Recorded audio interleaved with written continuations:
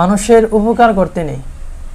কথাটা শুনতে যদিও খারাপ মনে হয়, খারাপ লাগে, কিন্তু প্রকৃতপক্ষে এটাই বাস্তব। কারণ আমরা গতকালকে দেখেছি নরসিংদী জেলার অতিরিক্ত পুলিশ সুপার আনোয়ার হোসেন শামীম, ওনার উপর অতর্কিতভাবে হামলা করা হয়েছে। ওনার অপরাধ এটাই ছিল যে উনি অন্যায়কে কোনোভাবে তিনি আশ্রয় দিতেন না। যারা রাস্তাঘাট থেকে চাঁদা গ্রহণ করে, মাদক সেবন করে, অপরাধ, বিভিন্ন ধরনের অপরাধ কর্মকাণ্ড ঘটায়, এদেরকে কোনোভাবেই তিনি আশ্রয় দিতেন না। গতকালকে ওনার ওপর হামলা করা হয়েছে। উনি যখন দেখতেছিল রাস্তা থেকে চাঁদা নিচ্ছে ড্রাইভারদের কাছ থেকে, তখন তিনি এটার প্রতিবাদ করতে গিয়ে 2 জনকে গ্রেফতার করেছে।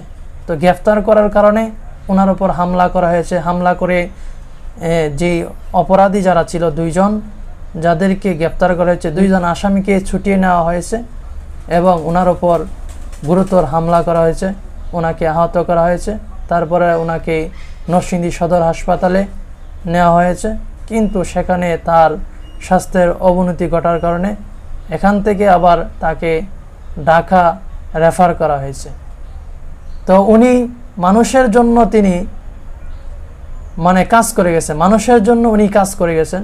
বিশেষ করে ড্রাইভারদের কথা বলবো, যারা ড্রাইভার ছিল তাদের সামনে কিন্তু ওনার উপর হামলা করা হয়েছে, কিন্তু যাদের জন্য তিনি হামলায় শিকার হয়েছে ওনাদের সামনেই ওনাকে আহত করা হয়েছে। ইচ্ছা করলে ড্রাইভাররা এটার প্রতিবাদ করতে পারতো, ওনার পাশে দাঁড়াতে পারতো, কোনো একভাবে ওনাকে সাহায্য করতে পারতো, কিন্তু তারা ড্রাইভাররা গতকালকে বসে বসে ললিপপ খেয়েছে, কোনো প্রতিবাদ করে নাই।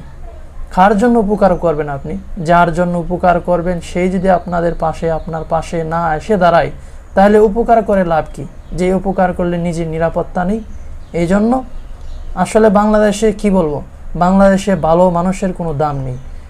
কেউ যদি একটি ভালো কাজ করতে চায়, তার শত্রু দেখবেন অভাব নাই, পিছনে অনেক শত্রু লেগে যাবে কিভাবে তার ক্ষতি করা যায়। এই জন্য আমরা নিজেরা ভালো থাকবো এবং অপরকে ভালো রাখার জন্য চেষ্টা করব।